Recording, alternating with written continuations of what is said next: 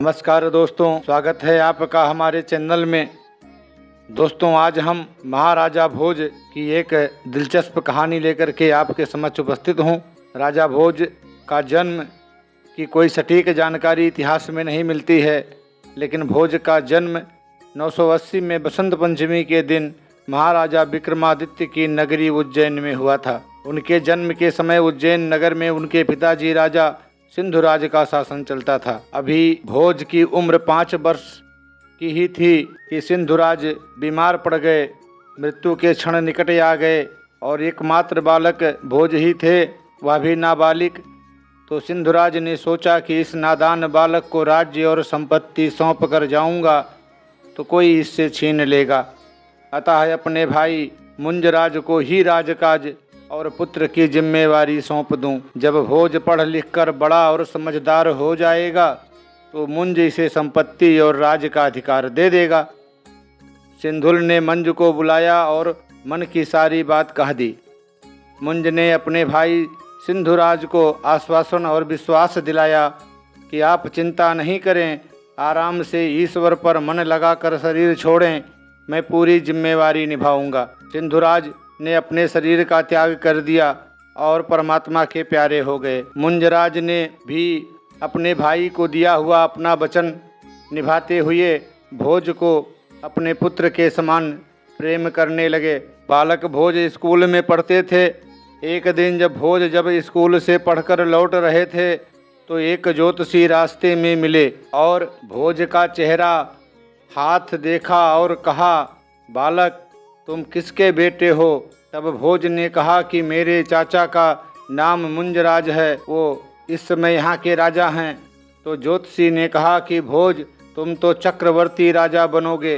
भोज प्रसन्न होकर कहने लगे कि आप मेरे साथ मेरे घर चलो, यह बात आप मेरे चाचा को बताना, वह बहुत दक्षिणा देंगे, आप माला माल हो जाओगे। ज्योतिषी को लेकर भोज राजमहल पहुँचे। ज्योतिषी ने कहा कि महाराज, यह बालक तो ज्योतिष के गणित के आधार पर चक्रवर्ती राजा बनेगा। यह सुनते ही राजा मुंज की आंखें लाल हो गई। दक्षिणा क्या देनी थी? ज्योतिषी को विदा किया।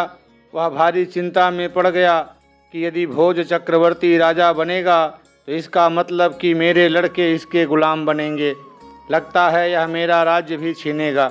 मुंजराज मन ही मन सोच रहा है कि मैं तो सोच रहा था कि इसके बड़े होने पर थोड़ी संपत्ति देकर अलग कर दूंगा, बाकी राज्य और धन मैं खुद संभाल लूंगा, परंतु यह तो मैं घर में सांप पाल रहा हूँ। आखिर उसने मन ही मन फैसला कर लिया कि इस भोज को जिंदा रखना खतरे से खाली नहीं है, इसे मरवा डालना ही अच्छा है। एक दिन 2 जल्लादों को बुलाकर कहा कि घुमाने के बहाने इस भोज को नगर से दूर ले जाकर मार दो और मारकर कुछ अंग का हिस्सा काट कर ले आना, जिससे मुझे विश्वास हो जाए कि भोज मर चुका है। आज राज्य के लालच में, धन के लालच में एक भाई को किया गया अपना वादा भूल करके एक अनाथ बालक को धन के लोभ में मुंजराज बलि चढ़ाने जा रहा था। दोनों जल्लाद भोज को जंगल की तरफ ले जा रहे थे।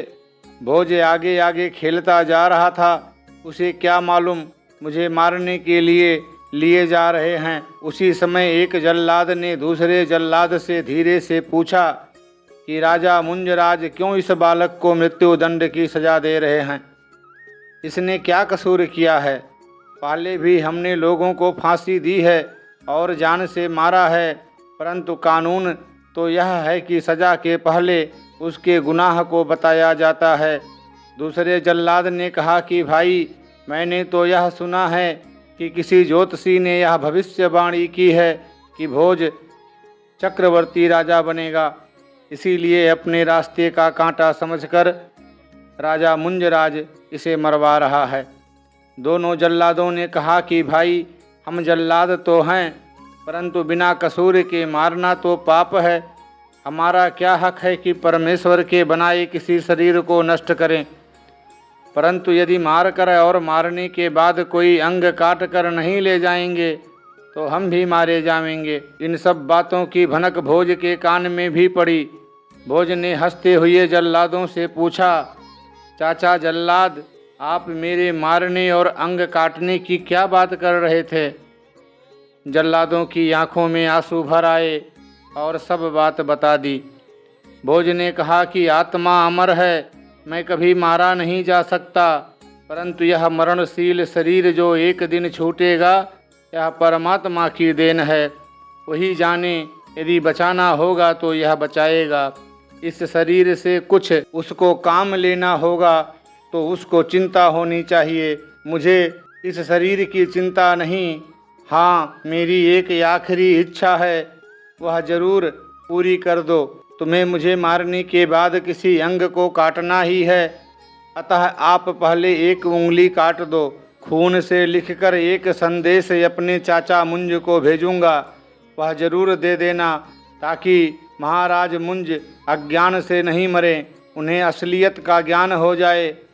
यह तन मन धन अपना समझता है, इसीलिए इतना बड़ा पाप कर रहा है। जल्लादों ने उस छोटे से बालक की बात सुन करके दांतों तले उंगली दबा ली कि कहाँ एक राजा मुंजराज जो धन के लालच में एक अनाथ निसहाय बेबस बालक का वध करवा रहा है, और ये एक नन्हा सा छोटा सा बालक जो इतनी ज्ञान भरी बातें कर रहा है। जल्लादों ने ना चाहते हुए भी तलवार से भोज की उंगली काट दी। जो खून निकला, भोज ने एक पत्ते पर लिखा, मांधाता च महीपति कृतयुगालंकार भूतो गतः सेतुरयेन महोदधो विरचितः क्वासोदस्यास्यान्तकः अन्ये चाप युधिष्ठिर परभृत्यो यांचा दिवं भूपते नैकेनापि समगता वसुमती मुंज त्वयास्पति। सतयुग में मानधाता हुए उन्होंने कहा था कि मैं योगी हूँ, मेरा शरीर कभी नहीं छूटेगा, परंतु उनकी यह धारणा गलत साबित हुई, उनका भी शरीर चला गया।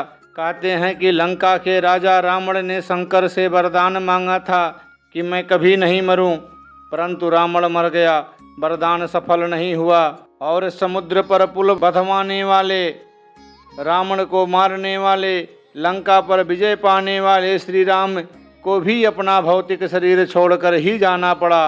इतना भारी महाभारत युद्ध हुआ किस लिए? धन संपत्ति, राज पाने के लिए, परंतु कौरव और पांडव सभी के शरीर गए, यहाँ तक कि श्री कृष्ण भी अपना शरीर छोड़ कर गए।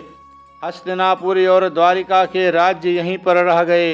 हो सकता है मुंज, मुझे मार कर सारी संपत्ति को तुम मरने के वक्त अपने साथ ही ले जाओगे।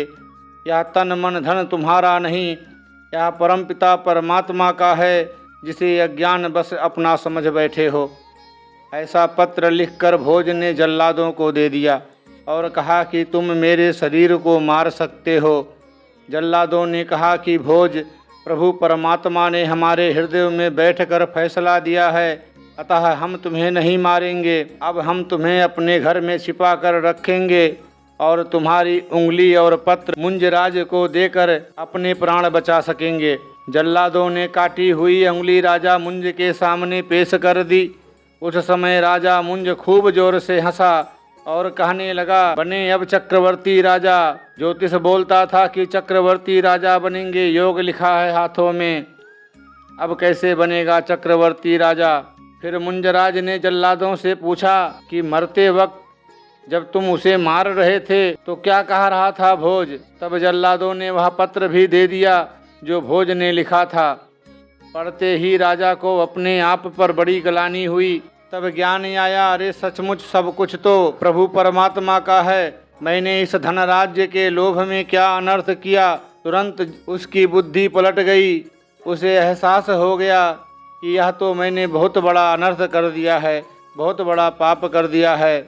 संवेदना जागी, आत्मग्लानि होने लगी और महाराज मुंजराज ने जल्लादों से तुरंत तलवार छीनी और अपना गला काटने लगे। उसी क्षण जल्लादों ने सारी घटना सही सुना दी और कहा कि प्रभु की कृपा से जो ज्ञान हमें मारने से पहले हुआ था वह ज्ञान आपको अब हुआ।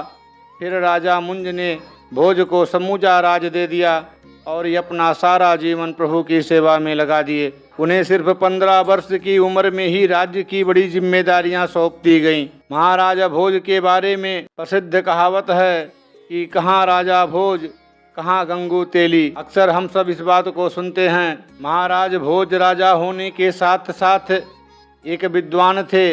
वह खुद काव्य शास्त्र और व्याकरण के बड़े जानकार थे। अपने जीवन काल में उन्होंने कई किताबें लिखी थीं। उन्होंने 84 ग्रंथ लिखे, जिसमें ज्योतिष, धर्म, आयुर्वेद, वास्तुशिल्प, व्याकरण, विज्ञान, नाट्य शास्त्र, संगीत, कला, योग शास्त्र, राजनीति शास्त्र और दर्शन विषय शामिल हैं। राजा भोज प्रजा और धर्म के प्रति बहुत लगाव रखते थे। महाराज हिंदू धर्म के संरक्षक और एक महान शिव भक्त थे। अपने राज्य में उन्होंने असंख्य मंदिरों का नवनिर्माण और जीर्णोद्धार किया। उसमें महाकालेश्वर, केदारनाथ, रामेश्वरम, सोमनाथ और भोजपुर का शिव मंदिर मुख्य थे। 971-1030 ईस्वी में जब गुजरात के सोमनाथ मंदिर का विध्वंस किया, तब यह दुखद समाचार सुनकर शैव भक्त राजा भोज ने 1026 में गजनवी पर हमला किया। उन्होंने हिंदू राजाओं की संयुक्त सेना को तैयार करके गजनवी के पुत्र सालार मसूद को बहराइच के पास 1 महीने के युद्ध में मारकर सोमनाथ का बदला ले लिया था। 1026 से 1054 के समय में राजा भोज ने भोपाल से 32 किलोमीटर दूर भोजपुर शिव मंदिर का निर्माण करके मालवा में सोमनाथ की स्थापना की थी। यह प्रमाण विख्यात पुराविद अनंत वामन वावणकर की पुस्तक the glory of the Paramaras of Malwa में देखने को मिलती है। महाराजा भोज के जीवन से जुड़ी अनेक कहानियां हैं। इस कहानी में यहीं तक। उम्मीद करता हूँ ये कहानी आपको पसंद आई होगी। कहानी अच्छी लगी हो तो लाइक करें, शेयर करें। चैनल पे नए हैं तो सब्सक्राइब करें। मिलते हैं एक नई प्रेरणादायी कहानी के साथ अगले वीडियो में। जय श्री राम, जय श्रीमन नारायण।